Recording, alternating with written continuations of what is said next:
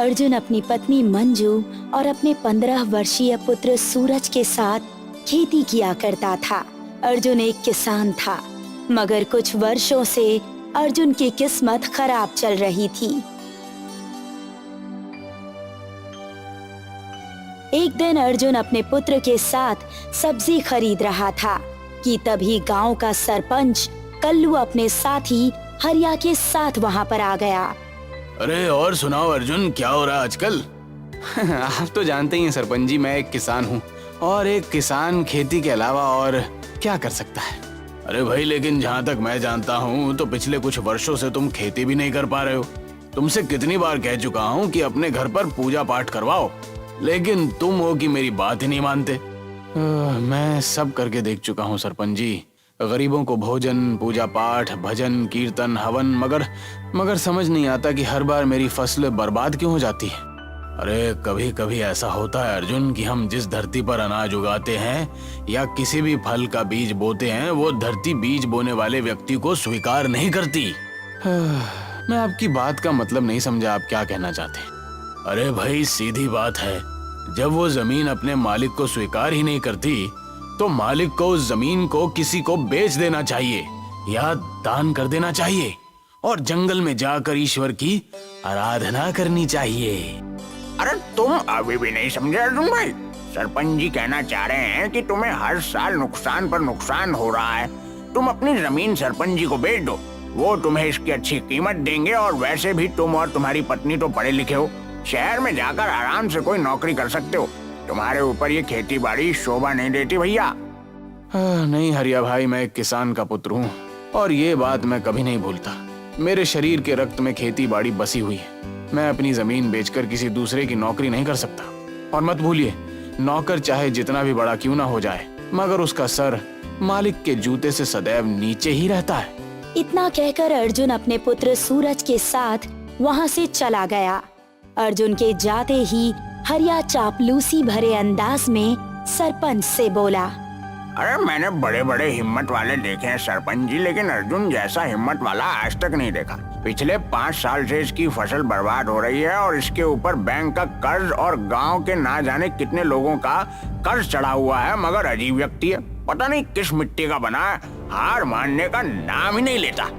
चिकनी मिट्टी है हरिया, और मत भूलो मिट्टी मिट्टी होती है, ये भी एक दिन पिघलेगा। जिस दिन कर्जदार इसे चारों तरफ से घेरेंगे ना, उस दिन देखता हूँ कि ये कितना हिम्मत वाला है।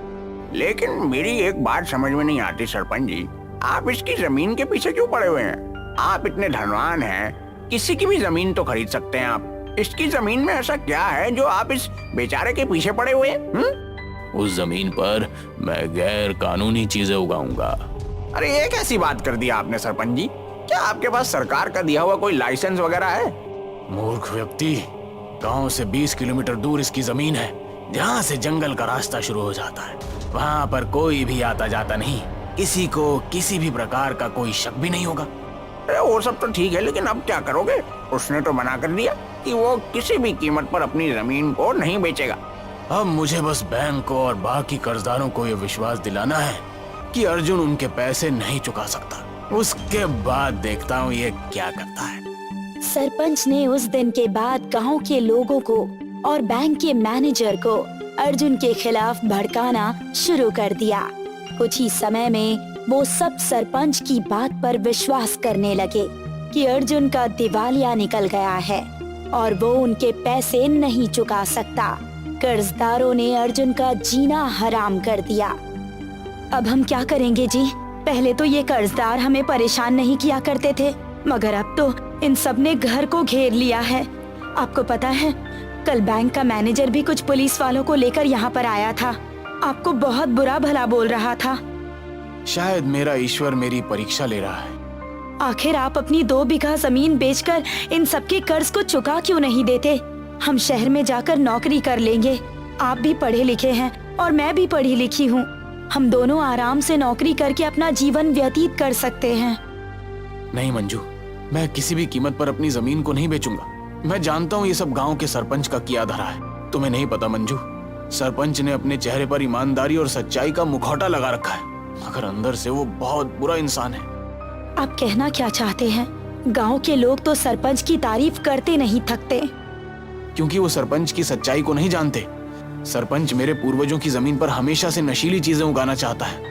वो मेरी जमीन से नशे का कारोबार करना चाहता है, और वो मैं किसी भी कीमत पर नहीं होने दूंगा मंजू। इतना बोलकर अर्जुन अपने पुत्र सूरज के साथ खेतों की ओर चल दिया। खेतों में जाकर अर्जुन अपनी खेती को गौर से देखने लगा। पिताजी, हम हर साल इतनी मेहनत से फसल उगाते हैं, लेकिन हमारी फसल बाकी और लोगों की तरह क्यों नहीं होती? या तो हमारी फसल में आग लग जाती है या कीड़े लग जाते हैं। ऐसा क्यों होता है? चिंता मत करो सूरज, इस साल ऐसा नहीं होगा। इस साल हम अपनी फसल पर कड़ी नजर रखेंगे। फसल कटने तक हम घर पर नहीं जाएंगे। अर्जुन ने इतना कहा ही था कि तभी उसके कानों में किसी बूढ़े व्यक्ति की आवाज टकराई। अर्जुन ने जैसे ही मुड़कर देखा तो उसके सामने एक बूढ़ा व्यक्ति खड़ा हुआ था, जिसने अपने सिर पर एक गोल हैट लगा रखा था। उस व्यक्ति ने बहुत कीमती कोट पहना हुआ था। कौन है आप? क्षमा कीजिए, मैंने आपको पहचाना नहीं।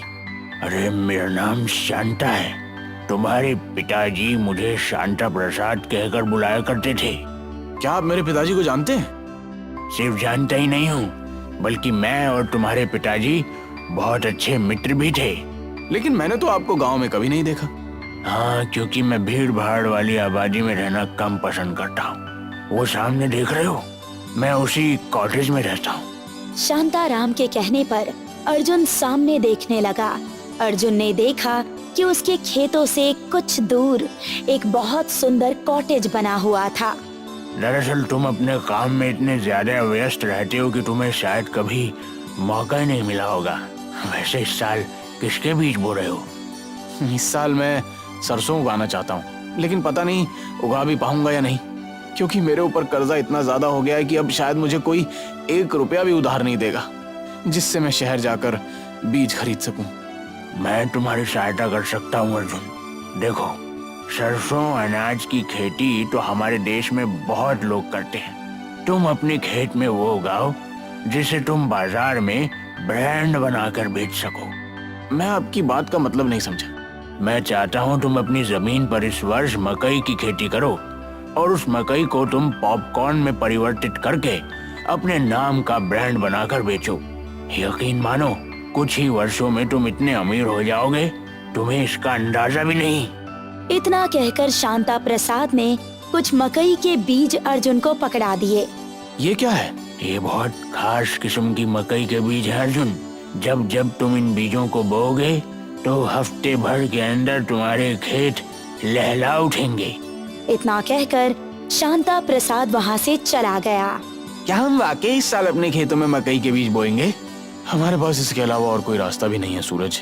और वैसे मुझे शांता प्रसाद की बात बहुत पसंद आई।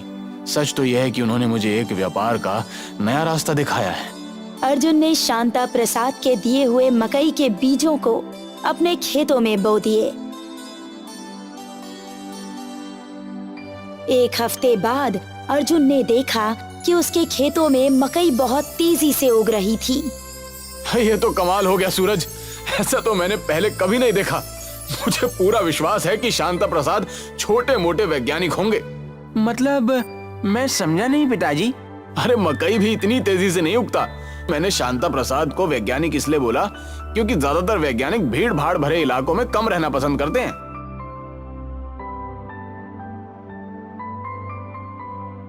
15 दिन के अंदर मकई की फसल पककर तैयार हो गई। अर्जुन ने अपनी पत्नी के साथ वो सारी फसल काट ली। उसका शहर में एक दोस्त था जिसकी दुकान एक मॉल के पास सालों से खाली पड़ी हुई थी। अर्जुन ने वो दुकान अपने दोस्त से कुछ समय के लिए उधार मांग ली। अर्जुन उस मकई से पॉपकॉर्न तैयार करता और शहर में अर्जुन की पत्नी मंजू और उसका बेटा सूरज पॉपकॉर्न बेचने लगे। कुछ ही समय में अर्जुन के पॉपकॉर्न सूरज नाम के ब्रांड से प्रसिद्ध होने लगे। अर्जुन की इस कामयाबी को देखकर सरपंच चिंतित था। सरपंच अपने साथी हरिया से बोला, अरे मेरी समझ नहीं आता कि ये अर्जुन रातों रात अमीर कैसे हो सकता है। अपने अपने सारे कर्जे चुका दिए, यहाँ तक कि बैंक का लोन भी चुका दिया। तुम्हें नहीं लगता हरिया कि ये सब कुछ बहुत अजीब है? लगता तो मुझे भी है सरपंच जी, लेकिन हम कर भी क्या सकते हैं। आप हर साल अर्जुन की फसल में आग लगवा देते थे या फिर कोई ऐसा केमिकल फेंकवा देते थे जिससे उसकी फसल बर्बाद हो जाती थी, और इस बार भी आपने ऐसा ही किया, मगर आपको कोई कामयाबी नहीं मिली। अरे यही बात सोच सोच कर तो मेरा दिमाग खराब हो रहा है हरिया, क्योंकि मैंने उसकी मकई की फसल में आग लगाने का बहुत प्रयास किया, मगर उसकी फसल ने आग नहीं पकड़ी।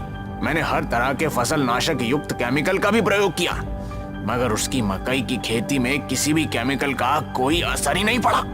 मुझे तो बात कुछ और लगती है हरिया, और वैसे भी मकई की फसल 15 दिन के अंदर पककर तैयार नहीं होती। ये जरूर कोई जादू टोना कर रहा है। आज रात क्यों ना हम उसकी फसल पर नजर रखें, हमें कोई ना कोई सुराग तो जरूर मिलेगा। सरपंच हरिया के साथ अर्जुन के खेतों की ओर चला गया और वो दोनों रात के समय अर्जुन के मकई की खेती पर नजर रखने लगे। मगर आधी रात के बाद उन दोनों ने जो देखा उसे देखकर उनके आश्चर्य का ठिकाना नहीं रहा। उन्होंने देखा कि अर्जुन के खेत के सामने एक मैदान पर रंग बिरंगी किरणें फूटने लगी और वहां पर एक सुंदर कॉटेज स्थापित हो गया। उस सुंदर कॉटेज से एक व्यक्ति निकलकर बाहर आ गया। उसके हाथों में एक छड़ी थी। उस व्यक्ति ने जैसे ही उस छड़ी को फसल से स्पर्श करवाया, फसल बहुत तेजी के साथ पककर तैयार हो गई। हरिया, जो मैं देख रहा हूँ क्या तुम भी वही देख रहे हो? सही कह रहे हो सरपंच जी, ये तो कोई चमत्कारिक व्यक्ति लगता है इसने ही अर्जुन की सहायता की है। अब हमें क्या करना चाहिए हरिया? मुझे लगता है कि आप अर्जुन की जमीन हड़पने का सपना भूल जाइए और चुपचाप दबे पांव यहाँ से निकल चलिए। हमारी भलाई यहाँ से भागने में ही है। नहीं, मैं जानना चाहता हूँ कि ये चमत्कारिक व्यक्ति आखिर है कौन और अर्जुन की मदद क्यों कर रहा है। इतना बोलकर सरपंच अचानक उस व्यक्ति के सामने आ गया। वो व्यक्ति कोई और नहीं बल्कि शांता प्रसाद था। कौन हो तुम और तुम अर्जुन की मदद क्यों कर रहे हो? सवाल ये नहीं है कि मैं अर्जुन की मदद क्यों कर रहा हूँ, सवाल ये है कि तुम अर्जुन को बर्बाद किस वजह से कर रहे थे। शर्म आनी चाहिए तुम्हें। अरे लेकिन आप हैं कौन? मैं एक चमत्कारिक व्यक्ति हूँ, दूसरे ग्रह का वासी। अर्जुन के खेतों के पास एक दूसरी दुनिया का द्वार खुलता है और मैं यहाँ पर अक्सर इंसानी रूप में टहलने के लिए आता रहता हूँ। मैं कई सालों से देख रहा था कि तुम उस बेचारे की खेती किस तरह से बर्बाद कर रहे थे, लेकिन अब तुम्हारा समय खत्म। इतना कहकर शांता प्रसाद ने अपनी छड़ी उन दोनों के शरीर से स्पर्श कर दी। स्पर्श करते ही हरिया और सरपंच एक बिजोके में परिवर्तित हो गए। शांता प्रसाद मुस्कुराते हुए बोले, अब तुम दोनों सदैव अर्जुन के खेत की रखवाली करोगे। इतना कहकर शांता प्रसाद वहां से गायब हो गए।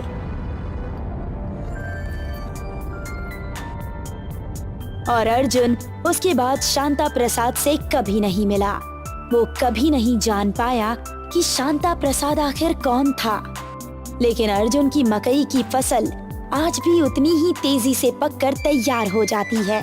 अर्जुन के सूरज नाम के पॉपकॉर्न का ब्रांड देश भर में प्रसिद्ध है और अर्जुन आज भी मकई की खेती करता है।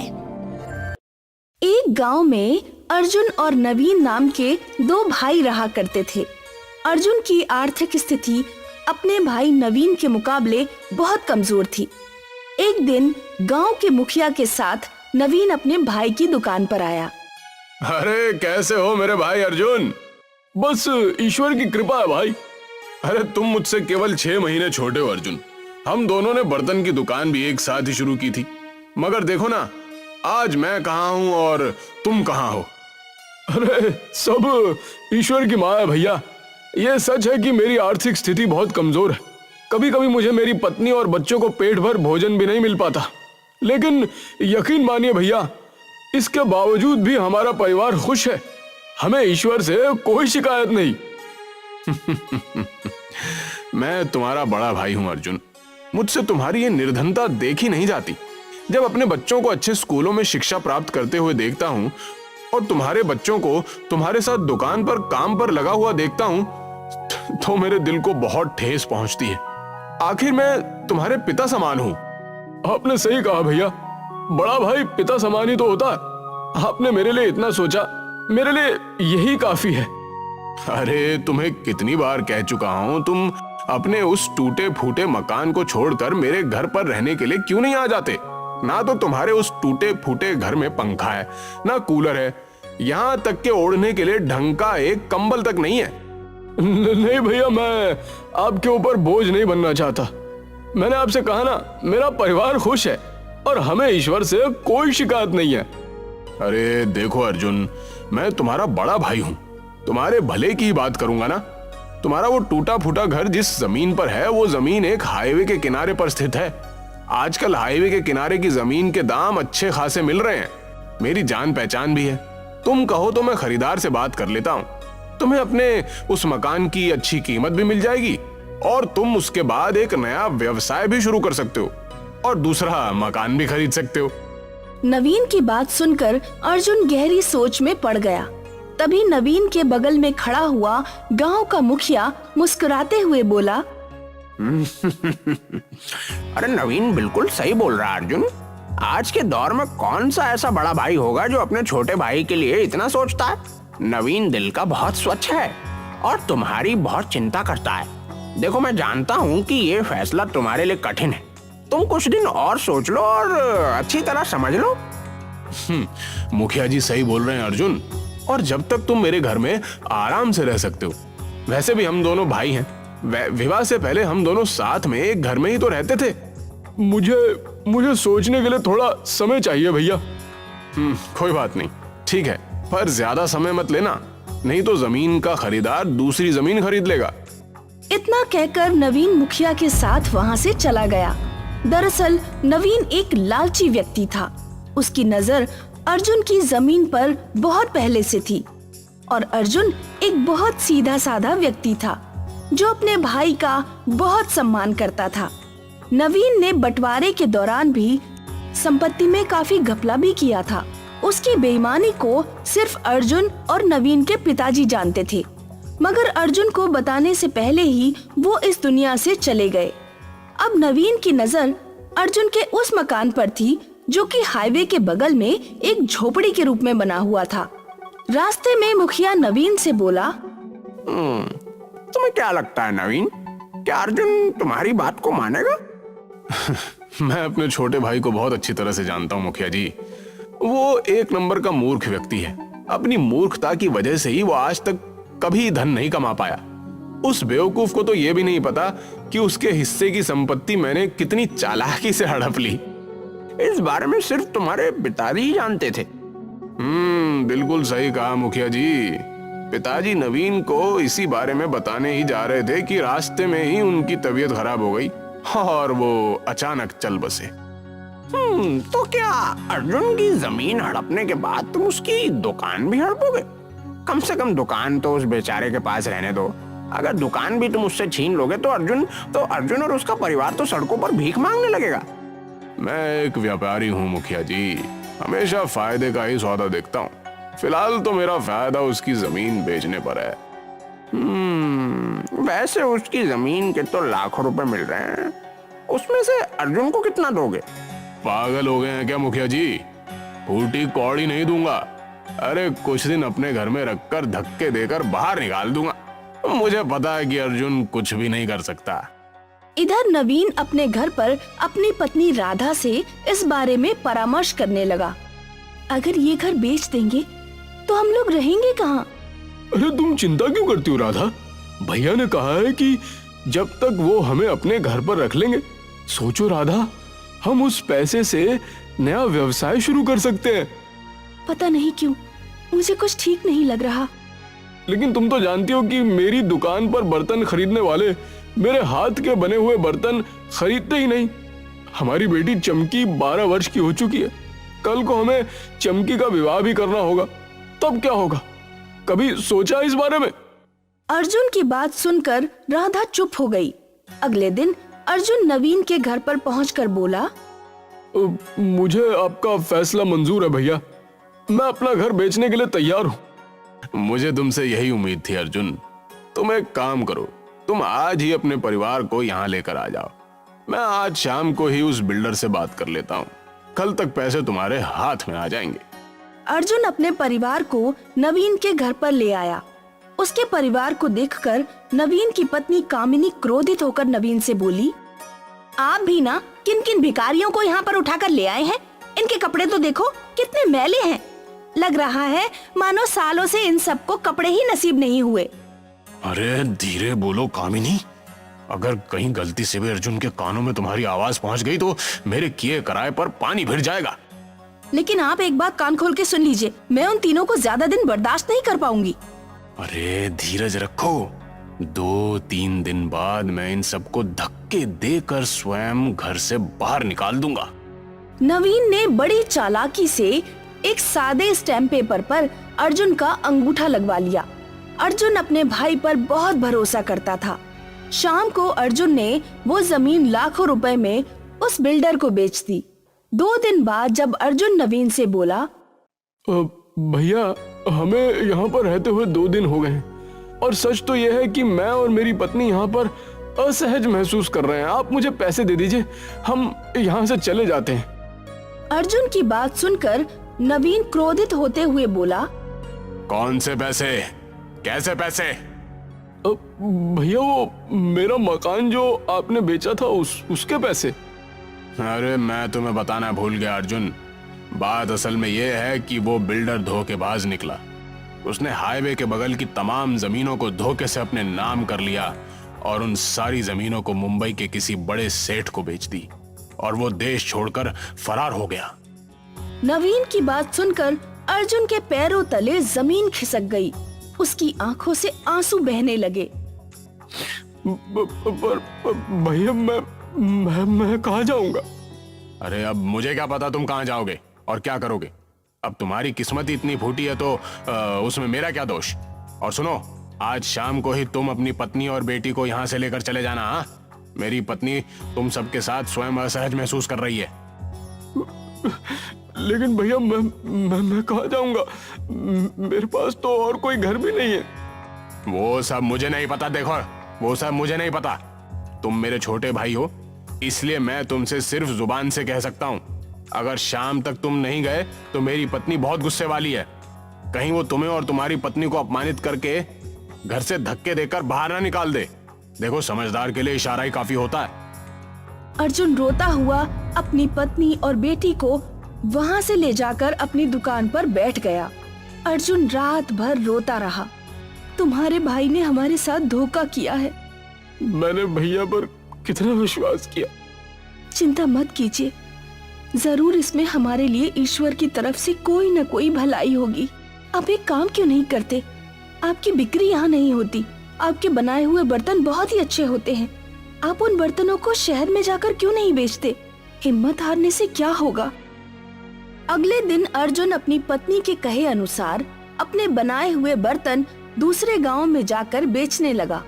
अर्जुन ये देखकर हैरत में पड़ गया कि उसके बर्तन एक ही दिन में सब बिक गए। राधा, तुम बिल्कुल सही कह रही थी। मेरे हाथ के बने हुए बर्तन हमारे गांव में नहीं बिकते थे, मगर दूसरे गांव में तो सारे बर्तन बिक गए। अब मैं खूब मेहनत करूंगी। अर्जुन नए बर्तन बनाने में जी जान से जुट गया। एक दिन अर्जुन अपने बर्तन बेचकर अपने गांव वापस लौट रहा था। गर्मी ज्यादा थी। गर्मी की वजह से अर्जुन एक पेड़ के नीचे बैठ गया कि तभी एक बूढ़ा व्यक्ति बड़ी सी पोटली लिए हुए अर्जुन के पास आकर बोला, क्या मैं यहाँ बैठ सकता हूँ कुछ देर के लिए? क्यों नहीं बाबा, ये जंगल तो सबका है और इस पेड़ पर मेरा नाम थोड़ी लिखा हुआ है। मुझे बहुत जोरों से प्यास लगी है। बूढ़े की बात सुनकर अर्जुन ने अपनी बोतल उस बूढ़े को दे दी। बूढ़ा एक ही सांस में सारा का सारा पानी पी गया। तुम तो बहुत ही अच्छे व्यक्ति हो। वैसे काम क्या करते हो? वो बर्तन बनाकर गांव में बेचता हूँ। अर्जुन की बात सुनकर बूढ़े व्यक्ति की आंखों में चमक आ गई। उसने अपनी पोटली खोल दी। अर्जुन ने देखा उस पोटली में ढेर सारे बर्तन और एक बड़ी सी कढ़ाई रखी हुई थी। तुमने मुझे पानी पिलाया, तुम इस कढ़ाई को ले जाओ। मैं तुम्हें ये कढ़ाई भेंट स्वरूप देना चाहता हूँ, क्योंकि ये मामूली कढ़ाई नहीं है। अब क्षमा करना बाबा, मैं आपकी भेंट स्वीकार नहीं कर सकता। मैं एक मेहनती व्यक्ति हूँ और मैं अपनी मेहनत पर विश्वास करता हूँ। जीवन में कभी भी तुम्हें आवश्यकता पड़े तो यहाँ पर चले आना, और वैसे भी तुम्हें बहुत जल्दी आवश्यकता पड़ने वाली है। इतना कहकर बूढ़ा व्यक्ति वहाँ से चला गया। अरे मुझे तो लगता था मैंने अपने छोटे भाई को बर्बाद कर दिया है, लेकिन ये तो फिर तरक्की कर गया। अरे आखिर तुम्हें अपने छोटे भाई से दिक्कत क्या है? अरे क्योंकि पिताजी बचपन से ही उसे मुझसे ज्यादा प्यार करते थे। मैंने बचपन में ही तय कर दिया था कि मैं अपने छोटे भाई को बर्बाद कर दूंगा। लेकिन अब तुम कुछ नहीं कर सकते। उसके पास जमीन थी, तुमने छीन ली। अब वो तुम पर विश्वास कभी नहीं करेगा। कोई बात नहीं, मैंने एक सादे स्टैम्प पेपर पर उसके अंगूठे के निशान ले लिए थे। कल मैं उसकी दुकान पर और उसके सारे बर्तनों पर भी कब्जा कर लूंगा। फिर देखता हूँ वो क्या करता है। अगले दिन नवीन ने जाकर अर्जुन को धक्के देकर उसकी दुकान से बाहर निकाल दिया और उसके सारे बर्तन भी छीन लिए। अर्जुन रोता हुआ अपने परिवार को लेकर पूरी तरह से सड़क पर आ गया। वो अपने परिवार को लेकर रोता हुआ उसी जंगल की ओर आ गया, जिस जंगल में एक दिन पहले उसको बूढ़ा व्यक्ति मिला था। अर्जुन उसी पेड़ के पास बैठकर रोने लगा। तभी वो बूढ़ा व्यक्ति अर्जुन के पास आकर बोला, मैंने तुमसे कहा था ना कि तुम्हें बहुत जल्दी आवश्यकता पड़ने वाली है। अर्जुन रोते हुए सारी घटना उस बूढ़े को बताने लगा। मैं सब जानता हूँ। मैं तुम्हें जो बर्तन देने वाला था, अगर चाहता तो कल ही जबरदस्ती दे सकता था, पर तुम्हारा बड़ा भाई इसे भी छीन लेता। इतना कहकर उसने वही कढ़ाई अर्जुन के सामने निकालकर रख दी। इस कढ़ाई को देख रहे हो? इस कढ़ाई को तुम जमीन में गाड़ देना। इसमें से बर्तनों का एक बहुत बड़ा पेड़ उग जाएगा। लेकिन बाबा, ऐसा कैसे हो सकता है? दरअसल ये धरती रहस्य से भरी हुई है बेटा। जिस तरह से तुम ये जंगल देख रहे हो, उसी तरह से इस धरती पर बर्तनों के पेड़ के जंगल भी मौजूद हैं। मैं उसी जंगल का रहने वाला हूँ।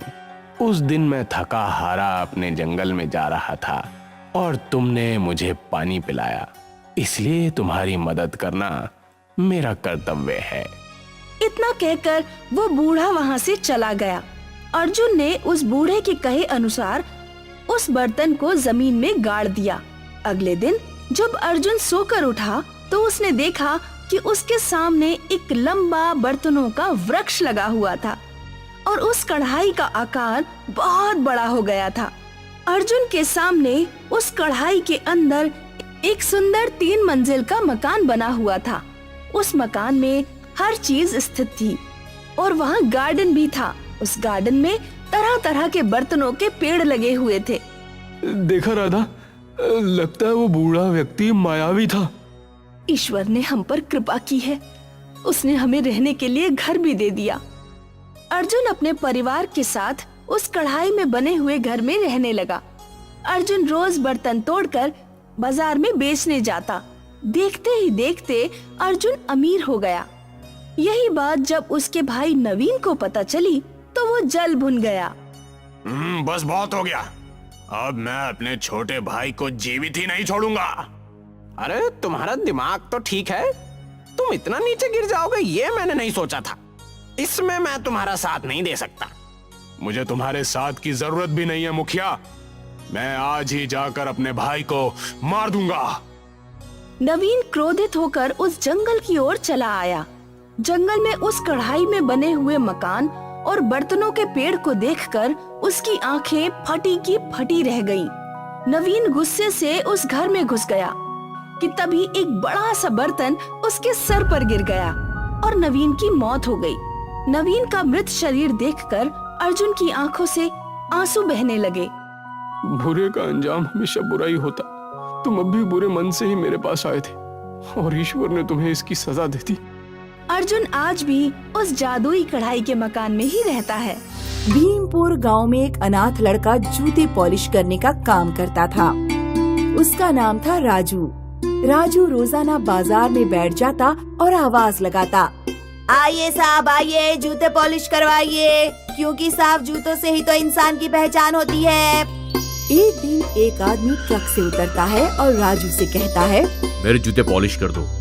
राजू जब उसके जूते पॉलिश कर देता है तो वो आदमी कहता है, अरे वाह, तुम तो अपना काम बहुत मेहनत से करते हो। मैं तुम्हें पैसा तो देता ही हूँ, साथ में कुछ भुट्टे भी देता हूँ। मेरा गांव में बहुत बड़ा भुट्टे का खेत है। वो आदमी राजू को भुट्टे देकर चला जाता है। अरे इतने भुट्टे तो मैं खा नहीं पाऊंगा, क्यों न मैं इन्हें शाम को बाजार में बेच दूं। शाम को राजू मंडी जाकर अपने भुट्टे बेचने के लिए आवाज लगाने लगता है, खाइए ताजा और मीठे भुट्टे। एक आदमी आकर राजू से सारे भुट्टे खरीद लेता है और बदले में 200 रुपए देकर जाता है। मैं इन्हीं पैसों से और भुट्टे खरीद लूंगा और कल भी शाम को भुट्टे बेचूंगा। इस तरह राजू सुबह जूते पॉलिश करता और शाम को भुट्टे बेचता है। एक दिन एक छोटी लड़की राजू के पास आती है। भैया, क्या आपके पास पॉपकॉर्न है? नहीं, मेरे पास पॉपकॉर्न नहीं है, मैं तो केवल भुट्टे बेचता हूँ। जब लड़की चली जाती है तो राजू सोचता है, क्यों न मैं भुट्टों की जगह पॉपकॉर्न बेचूं। राजू पॉपकॉर्न बनाने का सारा सामान खरीद लेता है और पॉपकॉर्न का ठेला लगाना शुरू कर देता है। कुछ ही दिनों में राजू का धंधा अच्छा चलने लगता है, क्योंकि गांव में राजू के अलावा और कोई पॉपकॉर्न नहीं बेचता। राजू जूते पॉलिश करने का काम छोड़ देता है। वो दिन में गांव में घूम घूम कर पॉपकॉर्न बेचता है और शाम को बाजार में अपना ठेला खड़ा कर लेता है। 8 साल बाद राजू एक सिनेमा हॉल के सामने पॉपकॉर्न की दुकान खोल लेता है।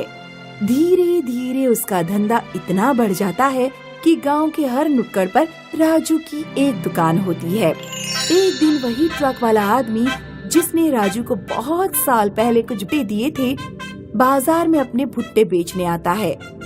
राजू उस ट्रक वाले के पास जाता है। अरे अंकल, क्या आपने मुझे पहचाना? मैं वही जूते पॉलिश करने वाला लड़का हूँ जिसे आपने कुछ भुट्टे दिए थे। उन भुट्टों की बदौलत ही आज मैं यहाँ पहुँच पाया हूँ। राजू भुट्टों से भरा पूरा ट्रक खरीद लेता है और ट्रक वाले को अच्छे पैसे देता है। मनीषा एक भुट्टे वाली थी जो रोज गांव के एक किसान से भुट्टे खरीद कर बेचती थी। बहन जी, सारे ले लो। आसपास के किसी गांव में हमारे खेत जैसे मीठे भुट्टे नहीं हैं। ठीक है, 10 किलो दे दो। मनीषा गांव से शहर जाने वाली सड़क के किनारे अपनी दुकान स्वादिष्ट भुट्टे वाली लगाकर राहगीरों को सिके हुए भुट्टे बेचती थी। मीठे भुट्टे खा लो, भुट्टे मीठे। लो सेठ जी, मीठे भुट्टे खा लो, सिर्फ 10 रुपये का है। लाओ, एक भुट्टा दे दो।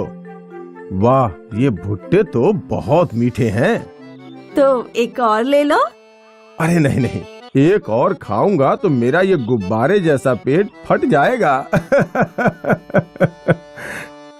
धीरे धीरे बहुत सारे लोग उसकी दुकान से भुट्टे खरीदने लगे, जिससे मनीषा के पास बहुत पैसे जमा हो गए।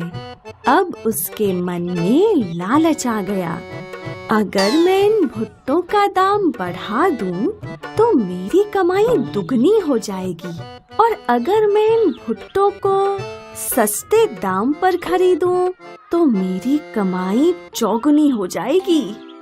इस बार जब मनीषा भुट्टे खरीदने गई, तो उसने किसान को आधे पैसे ही दिए। अब माफ करो, इतने कम पैसों में भुट्टे नहीं दे सकता, मुझे नुकसान हो जाएगा। ठीक है, मैं किसी और किसान से ले लूंगी। मनीषा ने इस बार किसी और किसान से आधे दामों में भुट्टे खरीदे और बेचने लगी। भुट्टे ले लो, मीठे भुट्टे। ये भुट्टे तो कितने फीके हैं, इनमें तो बिल्कुल स्वाद नहीं है। बेस्वाद भुट्टों के कारण मनीषा की दुकान चलना बिल्कुल बंद हो गई। अब उसके पास खाने के पैसे भी नहीं बचे थे। मेरे पास तो इतने पैसे भी नहीं हैं कि मैं अच्छे भुट्टे खरीद सकूं। मनीषा ने पैसे कमाने के लिए एक नई चालाकी की। उसने एक भुट्टे पर नशे की दवा मिलाकर एक राहगीर को बेच दी। भुट्टा खाते ही कुछ दूर जाकर राहगीर बेहोश होकर गिर पड़ा और मनीषा ने उसके पैसे और कीमती सामान चुरा लिए। इतने सारे पैसे, मजा आ गया। ये तो बहुत ही आसान काम है। ऐसे तो मैं बहुत अमीर बन सकती हूँ। मनीषा इसी तरह मालदार राहगीरों को बेवकूफ बनाकर उन्हें लूटने लगी। एक दिन उसकी दुकान पर एक अमीर लड़का भुट्टे खरीदने आया। बहन, एक भुट्टा देना। इस लड़के के गले में इतनी मोटी सोने की चेन। इसे नशीला भुट्टा देती हूँ, जिसे खाते ही ये बेहोश हो जाएगा और मैं चेन लूट लूंगी। मनीषा ने जैसा सोचा वैसा ही हुआ। उस लड़के ने भुट्टा खाया और कुछ दूर जाकर गिर गया और मनीषा उसकी चेन निकालने लगी। तभी वो लड़का उठ गया। मनीषा ये देख घबरा गई। मुझे पता था कि तुम हो और वो हो जो राहगीरों के पैसे और कीमती सामान चुराती हो। मुझे बहुत दिनों से तुम पे शक था, लेकिन आज मैंने तुम्हें रंगे हाथों पकड़ लिया। अब पुलिस ही तुम्हें सजा देगी। मनीषा की लालची प्रवृत्ति के कारण न सिर्फ उसका धंधा चौपट हुआ, बल्कि उसे गलत रास्ते पर ले गया, जिसकी वजह से उसे सजा भुगतनी पड़ी। वसई गांव में एक पढ़ा लिखा नौजवान था, योगेश। योगेश की शादी उसी के गांव की एक लड़की शेवंता से हुई थी। शेवंता एक मच्छीमार परिवार से थी। शादी के बाद दोनों बहुत खुश थे। शेवंता योगेश को रोज टिफिन दिया करती थी और योगेश रोज अपने दफ्तर चला जाया करता था। इनकी जिंदगी अच्छी कट रही थी और फिर 2 साल बाद शेवंता ने एक बेटे को जन्म दिया। अब दोनों की खुशियों का ठिकाना नहीं था, लेकिन एक दिन योगेश हाथों में एक चिट्ठी लेकर घर लौटा और वो उस चिट्ठी को पकड़कर रोने लगा। काय झाला? तुम काय को रो रहे हो? मेरी नौकरी। क्या हुआ नौकरी को? मैं जहाँ काम करता था वो कंपनी बंद हो गई और अगर भाई, लेकिन तुम रो मत। हाँ, तुमको कोई और नौकरी जरूर मिल जाएगी। लेकिन अब घर का खर्चा कैसे चलेगा? योगेश फूट फूट कर रोने लगा और पूरा दिन काम करते करते शेवंता सिर्फ अब घर खर्च के बारे में ही सोच रही थी। और रात को सोते समय, तुम फिक्र मत करो, मैं कुछ न कुछ जरूर कर लेगी। और फिर तुम भी दूसरी नौकरी ढूंढ ही रहे हो ना। ये बुरा वक्त है, जल्दी ही बीत जाएगा। और अगले दिन सुबह सुबह शेवंता मच्छी खरीदने दरिया के पास पहुंची। उसने मछुआरों से मछलियां खरीदी और उन्हें पैसे दे दिए और फिर गांव लौटकर, मछली वाली, ताजी ताजी मच्छी ले लो। शेवंता गांव-गांव घूमकर मछलियां बेचने लगी। उसे दिन भर में अच्छे खासे पैसे मिल जाया करते थे। मिले हुए पैसे में से शेवंता कुछ पैसे अपने घर खर्च के लिए रखती थी और कुछ पैसे अलग से संभाल कर रख दिया करती थी। शिव भी रोज तैयार होकर काम की तलाश में निकल जाया करता था, लेकिन रोज निराश घर लौटता था। ये सिलसिला कई महीनों तक चलता रहा। शेवंता रोज मछलियां बेचा करती थी। मछली वाली, मछली वाली, ताजी ताजी मच्छी ले लो। और फिर शाम को जब योगेश निराश बैठा करता था तो वो उसे तेल की मालिश किया करती थी। एक दिन शेवंता ने देखा कि उसके जमाए हुए पैसे अच्छे खासे हो चुके थे। वो योगेश के पास गई। मैं क्या कहती है, तुमको नौकरी ये क्यों करनी है? तुम कोई व्यापार क्यों नहीं करते? व्यापार करने में पूंजी लगती है, वो कहाँ से लाऊंगा? शेवंता वो बचाए हुए पैसे ले आई। ये मैंने जमाए हैं, तुम इससे अपना व्यापार शुरू कर सकते हो। शेवंता के जमाए हुए पैसे देखकर योगेश की आंखें भर आईं। और फिर योगेश ने गांव में एक दुकान खोली। इसके बाद योगेश और शेवंता की आर्थिक स्थिति धीरे धीरे बेहतर होने लगी। और फिर शेवंता ने गांव में घूम घूम कर मछलियां बेचना भी बंद कर दिया। एक गांव में गोला नाम का एक आदमी अपनी पत्नी बिजली के साथ रहता था। गोला की जुबान करेले जैसी कड़वी थी। वह किसी के साथ भी सीधे मुंह बात ही नहीं करता था। गोला आज ड्यूटी पर नहीं गए? तुमसे क्या मतलब भोंदूराम, मैं ड्यूटी पर जाऊं या ना जाऊं, तुम्हें क्या परेशानी है? पता नहीं कहां कहां से चले आते हैं मुंह उठाकर सुबह सुबह। सुनिए जी, खिचड़ी बन गई है, खा लीजिए। गोला की पत्नी कितना भी अच्छा खाना बनाती, लेकिन गोला उसमें कोई ना कोई कमी निकाल ही देता। ये कैसी खिचड़ी बनाई है, ना नमक ना मसाला। तुम्हारे हाथों का सड़ियल खाना खा खाकर पक गया हूँ। अगली बार ऐसी खिचड़ी बनाई तो पूरा पतीला उठाकर बाहर फेंक दूंगा। मैं कुछ भी बनाऊं तुम्हें पसंद ही नहीं आता है, तुम खुद ही बना लिया करो ना। पैसे कमाने तुम चली जाया करो, खाना बना दूंगा। गांव में एक पॉपकॉर्न बेचने वाला आता था। वह गोला के घर के सामने से ही गुजरता था। पॉपकॉर्न ले लो, ताजा मक्खन वाले पॉपकॉर्न ले लो। अजय देवगन की पिक्चर देखो और पॉपकॉर्न खाओ, माल है ताजा, जल्दी से बाहर आ जा। अरे ओ पॉपकॉर्न वाले, तुम रोजाना क्यों मेरे घर के आगे शोर मचाते रहते हो? तुम्हारी वजह से मेरी नींद खराब हो जाती है। कहीं और जाकर बेचो अपने पॉपकॉर्न। भाई साहब, मेरे शोर से आपको जो परेशानी हुई उसके लिए मैं माफी चाहता हूँ। मेरा उद्देश्य आपको कष्ट पहुँचाना नहीं है। मैं तो बस अपनी रोजी रोटी कमाने के लिए आवाज लगाता हूँ। तो रोजी रोटी यहाँ से कहीं और जाकर कमा लो, लेकिन मेरे घर के सामने से मत गुजरो।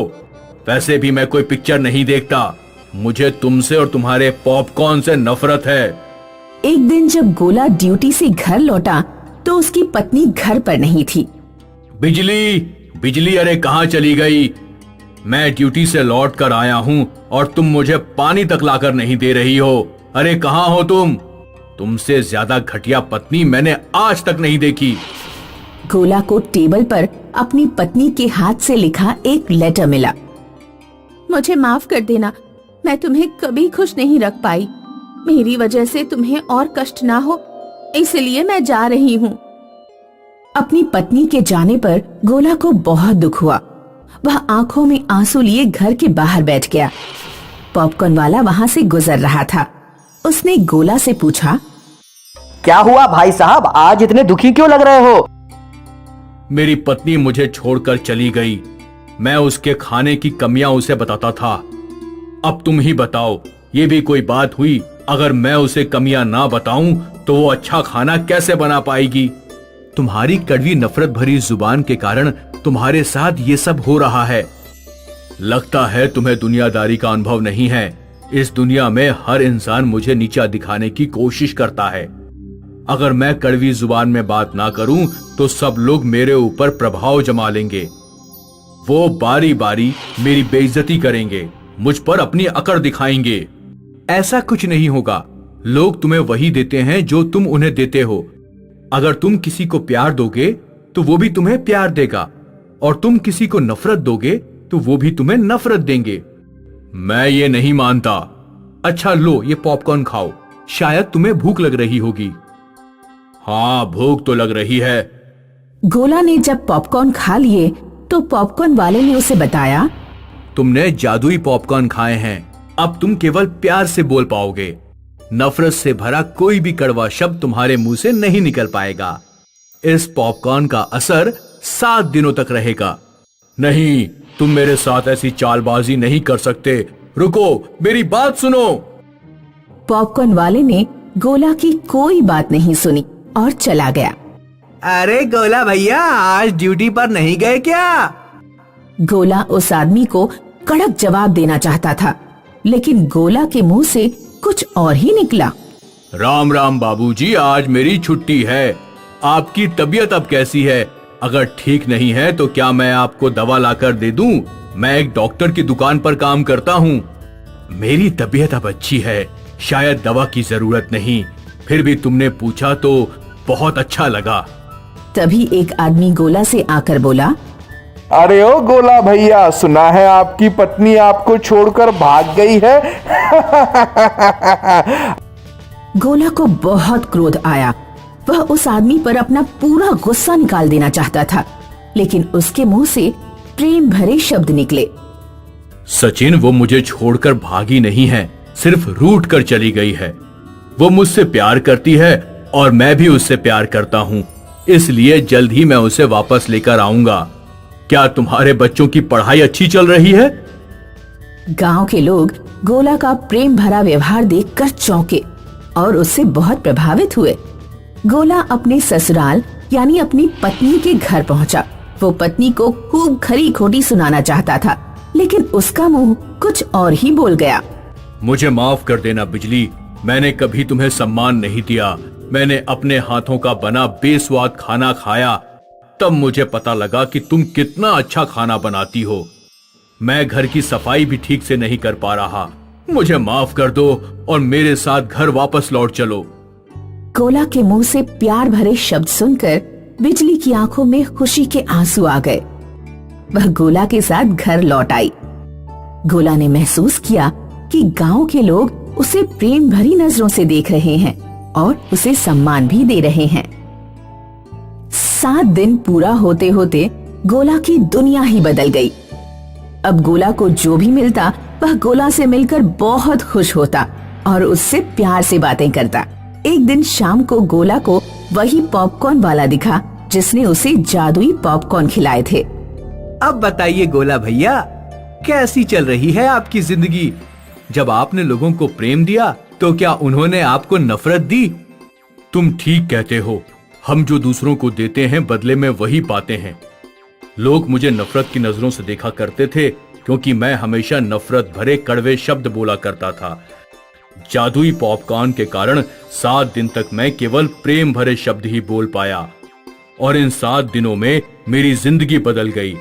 अब मैं लोगों से प्यार करता हूँ और वो भी मुझसे प्यार करते हैं। तुम्हारे जादुई पॉपकॉर्न के लिए बहुत बहुत शुक्रिया। तो इस कहानी की शिक्षा याद रखिए दोस्तों, हम जो देते हैं बदले में हमें वही मिलता है। एक गांव में बिरजू और रामदीन नाम के 2 भाई रहते थे। बिरजू बड़ा था, रामदीन छोटा। बिरजू की बेटी थी लीला और रामदीन का बेटा था आकाश। पिताजी, रामदीन चाचा का लड़का आज फिर हमारी मच्छरदानी उठाकर ले गया। ले जाने दो बेटी, उसे बुखार आ रहा होगा। तो मुझे भी तो मलेरिया हो रहा है, मच्छरदानी मैं ले आऊंगी। मुझे बिना मच्छरदानी की नींद नहीं आती। रात में जब आकाश सो रहा था तो लीला मच्छरदानी उठाकर ले आई और उसने मच्छरदानी अपनी चायपाई पर लगा दी। आकाश भी कम शैतान नहीं था। वो सोया नहीं था, बस आंखें बंद करके लेटा हुआ था। जैसे ही लीला मच्छरदानी लेकर चली गई, वो तुरंत उठा और अपने घर के अंदर गया। कहाँ गया वो मच्छरों वाला डिब्बा? वो रहा। आकाश एक डिब्बे में मच्छरों को पकड़कर रखता था। वो चुपके से लीला की चारपाई के पास गया और डिब्बे के सारे मच्छर मच्छरदानी के अंदर छोड़ दिए। मच्छरों ने पूरी रात लीला को काट काट कर सुझा दिया। सुबह जब वो सोकर उठी तो उसके पूरे शरीर पर लाल लाल दाने पड़ गए थे। पिताजी, देखिए ना, मच्छरों ने मेरा क्या हाल कर दिया है। लेकिन मैंने देखा था सुबह की तुम मच्छरदानी लगाकर सो रही थी। मैं मच्छरदानी लगाकर ही सो रही थी, लेकिन आकाश ने मच्छरदानी के अंदर मच्छर छोड़ दिए थे। अब मैं ये मच्छरदानी छुपा कर रखूंगी, फिर देखती हूँ कि कौन इसे ले जाता है। उस रात आकाश पूरे घर में मच्छरदानी ढूंढता रहा, लेकिन उसे नहीं मिली। पिताजी, मुझे 300 रुपए दीजिए ना, एक मच्छरदानी खरीदनी है। मेरी जेब में देख लो, जितने भी रुपए पड़े हों जाके ले लो। आकाश ने अपने पिताजी की जेब में देखा तो उसे सिर्फ 100 रुपए ही मिले। आकाश 100 रुपए लेकर ही दुकान पर पहुंच गया और दुकान वाले से बोला, चाचा, मेरे पास सिर्फ 100 रुपए है, क्या कोई मच्छरदानी मिलेगी? नहीं, 100 में नहीं मिल पाएगी। आकाश बहुत निराश हुआ और दुकान से जाने लगा। सुनो, मेरे पास एक सेकेंड हैंड पुरानी मच्छरदानी है, शायद मैं उसे कबाड़ी को बेच दूं। तुम चाहो तो 100 रुपए में उसे ले जा सकते हो। आकाश पुरानी मच्छरदानी को अपने घर ले आता है। उस रात आकाश जब मच्छरदानी में सो रहा था तो उसे एक सपना आया। तुम्हारे गांव के पार एक मठिया है। मठिया के पार वाले जंगल में खजाना गड़ा हुआ है। ये खजाना पुराने समय में एक राजा ने वहाँ पर गाड़ा था। लेकिन जंगल तो बहुत बड़ा है, खजाना जंगल में किस जगह पर है? आकाश, उठ जा, 8 बज रहे हैं, झाड़ू लगानी है मुझे। खजाने का पता मिलने वाला था, तू बेवकूफ बीच में आ गई और मेरा सपना तोड़ दिया। बुद्धू, सपने बस सपने होते हैं। अगर इस तरह खजाना मिल सकता तो मैं अभी तक बहुत अमीर हो गई होती। आकाश को मच्छरदानी में रोजाना वही सपना आता था, लेकिन आकाश जैसे ही बूढ़े आदमी से खजाने की निश्चित जगह पूछने वाला होता, सपना टूट जाता। जब आकाश मच्छरदानी से बाहर होता तो उसे वो सपना नहीं आता। एक दिन आकाश ने ये बात लीला को बताई। क्या तू पागल हो गया है? तुम खुद उस मच्छरदानी में सोकर देख लो। लीला जब मच्छरदानी में सोई तो उसे भी वही सपना आया। तुमने ठीक कहा था, एक बूढ़ा आदमी खजाने के बारे में बता रहा था। चाचा, क्या गांव के बाहर कोई मठिया है? हाँ है तो, हनुमान जी की मठिया है। लीला और आकाश ने तय किया कि वे खजाने की खोज करेंगे। दोनों गांव वालों से पूछते हुए मठिया तक आसानी से पहुंच गए। हमें जंगल के अंदर जाना होगा, खजाना जंगल के अंदर ही कहीं पर है। लेकिन मैंने सुना है इस जंगल में एक आदमखोर शेर रहता है। आकाश और लीला जंगल के अंदर जाते हैं। शेर की दहाड़ सुनकर उनकी हालत खराब हो रही थी। अचानक शेर उनके पीछे ही आ गया। दोनों भागते हैं। भागते भागते वे एक खोखले पेड़ के अंदर घुस जाते हैं। पेड़ अंदर से बहुत बड़ा था, बिल्कुल एक गुफा जैसा लग रहा था। डरो मत, शेर यहाँ नहीं आ सकता क्योंकि इस पेड़ का दरवाजा बहुत छोटा है। आकाश और लीला पेड़ के अंदर घुसते गए। उन्हें एक सांप मिला। कहाँ जा रहे हो तुम दोनों? ये आवाज कहाँ से आ रही है? इधर देखो, नीचे, मैं बोल रहा हूँ। क्या तुम इंसानों की भाषा बोल सकते हो? हाँ, तुम दोनों यहाँ पर क्यों आए हो? हम खजाने की खोज कर रहे हैं। मच्छरदानी में हमें एक सपना आया था। वो मच्छरदानी मेरे पिता की थी, जिन्हें इंसान का जन्म मिला था। खैर, वो सब छोड़ो, मैं तुम्हें ये बताना चाहता हूँ कि तुम सही जगह पर आ गए हो। लेकिन मैं तुमसे एक सवाल पूछूंगा। अगर तुमने उसका सही जवाब दे दिया तो तुम खजाना ले जा सकते हो, और अगर तुम सही जवाब नहीं दे पाए तो मैं तुम दोनों को डस लूंगा और तुम दोनों मर जाओगे। इसलिए सोच समझकर निर्णय लेना। ठीक है, या तो हम अमीर हो जाएंगे या मर जाएंगे। अपना सवाल पूछो। इस दुनिया में सबसे तेज गति किस चीज की है? चीता, ट्रेन, नहीं हवाई जहाज, नहीं रॉकेट। आकाश सोच ही रहा था, तब तक लीला बोल पड़ी। मन की गति ही सबसे तेज है। मन एक ही पल में किसी भी जगह पर पहुंच सकता है। शाबाश, बिल्कुल सही जवाब। तुम खजाना ले जा सकते हो। आकाश और लीला को खजाना मिल जाता है और वे सुखी जीवन बिताने लगते हैं। खटमलपुर नाम के एक गांव में महेश अपनी पत्नी रूपा के साथ रहता था। वैसे तो महेश एक पढ़ा लिखा व्यक्ति था, लेकिन गांव में बेरोजगारी होने के कारण उसे कहीं काम नहीं मिल सका। इसलिए महेश और रूपा ने गांव में ही एक पानी पूरी का स्टॉल खोल लिया। पूरे गांव के लोग वहां पर पानी पूरी खाने बड़े चाव से आया करते थे। खटमलपुर गांव शहर के पास होने की वजह से गांव वालों को शहर का पिज्जा और बर्गर ज्यादा पसंद आने लगा था। इस वजह से पानी पूरी की बिक्री कम हो गई थी और महेश और रूपा परेशान होकर सोचने लगे। देखा रूपा, आज भी हमारा व्यापार कुछ खास नहीं हो रहा है। मुझे तो कभी कभार डर लगता है कि कहीं हम रास्ते पर ना आ जाएं। इसमें डरने की कोई बात नहीं है। अगर आज मुनाफा हो रहा है तो कल हमें थोड़ा नुकसान भी झेलना ही होगा। ये तो नियम ही है ना जी। क्यों ना हम भी शहर के पिज्जा और बर्गर बनाकर बेचें? इससे हमारी आमदनी भी अच्छी होगी और हम कुछ नया भी कर लेंगे। महेश ने जब रूपा से दूसरे व्यापार की बात की, तब रूपा गुस्से से बोली, हमें और कुछ नहीं करना चाहिए जी। पहले ही तुमने दूध का व्यापार करना शुरू किया था और वो ठप हो गया। हम कई सालों तक उसका कर्जा भरते रहे और अब कोई और तमाशा नहीं चाहिए मुझे। अच्छा ठीक है, जैसा तुम कहो। देखो ग्राहक आए हैं, इन्हें तुम पानी पूरी खिलाओ, मैं बाकी के सामान लेकर आता हूँ। गांव शहर के करीब होने के कारण गांव वाले शहर जाकर अपना मनपसंद व्यंजन खाकर आ जाते। इससे महेश की दुकान पर कोई नहीं आता। देखा रूपा, मैंने तुमसे कहा था हमें कुछ और करना चाहिए। देखो अब हमारी पानी पूरी नहीं बिक रही। इसका कोई उपाय हमें सोचना ही होगा। चलिए, आज ग्राहक ही नहीं है, हम आज जल्दी घर चले चलते हैं। महेश और रूपा दुकान बंद करके घर ही जा रहे थे कि बाजार में उन्होंने पिज्जा की दुकान देख ली। दुकान पर कोई नहीं था। ये देखकर दोनों पिज्जा की दुकान पर गए। पिज्जा की दुकान पर दीपक और उसकी पत्नी नीलम दुकान न चलने पर मच्छर मार रहे थे। ये देखकर महेश ने दीपक से कहा, क्या बात है दीपक भाई, अकेले बैठ? अरे महेश बाबू आइए, कैसी चल रही है आपकी पानी पूरी की दुकान? हमारा तो ठन ठन गोपाल है, अब तक सुबह से बोहनी भी नहीं हुई है। अरे भाई, हमारी दुकान भी नहीं चल रही थी, इसलिए हम बंद करके घर जा रहे हैं। महेश और रूपा दीपक से बातचीत करके अपने घर चले गए। दीपक के पिज्जा की दुकान की हालत देखकर महेश और परेशान हो गया। देखा तुमने भाग्यवान, कुछ नहीं चल रहा, न पिज्जा न पानी पूरी। अब हम क्या करेंगे, कैसे चलाएंगे अपना घर? मेरे पास एक तरकीब है। आप जाकर दीपक जी से पिज्जा खरीद लाइए। हमारे पास ढेर सारा पानी पूरी का सामान बचा हुआ है। उनसे सस्ते में खरीदकर हम पिज्जा पानी पूरी बनाकर बेचेंगे। ये जरूर गांव में किसी ने नहीं खाया होगा।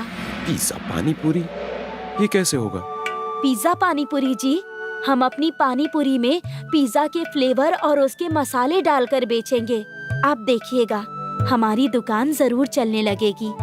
चलनी ही चाहिए, वरना मायके गए हुए भी तुम्हें बहुत दिन हो गए हैं। महेश रूपा की बातें सुनकर दीपक की दुकान से जाकर सारा पिज्जा और उसका सामान खरीद लाता है और रूपा के कहे अनुसार पिज्जा पानी पूरी बनाने की तैयारी करने लगता है। देखते ही देखते शाम हो जाती है। पिज्जा पानी पूरी बनकर तैयार हो जाती है। पिज्जा पानी पूरी की सुंदरता देखकर दोनों बहुत खुश होते हैं। देखो तो कितना सुंदर लग रहा है। मैंने एक खाकर भी देखा। मैंने ऐसा स्वादिष्ट व्यंजन सदियों से नहीं खाया था। भाग्यवान, हमारा जीवन बदलने वाला है। शांति रखिए जी। देखिए, ग्राहकों के आने का समय भी हो चला है। बस सब शुभ शुभ हो। उस वक्त महेश के दुकान पर एक बुजुर्ग और उनके 2 बेटे आए, जिन्होंने पिज्जा पानी पूरी खाई और कहा, अरे इतना स्वादिष्ट पानी पूरी अपने गांव में ये तो लाजवाब है। मुझे पैक करके और दे दो, इससे मैं अपने बाकी के घर वालों को खिलाना चाहता हूँ। और क्या था, महेश की पिज्जा पानी पूरी जोरों से चलने लगी। रूपा और महेश की मानो लॉटरी ही लग गई हो। पूरे गांव में पिज्जा पानी पूरी का बोलबाला हो गया था। महेश ने बड़ी सी पिज्जा पानी पूरी की दुकान भी ले ली।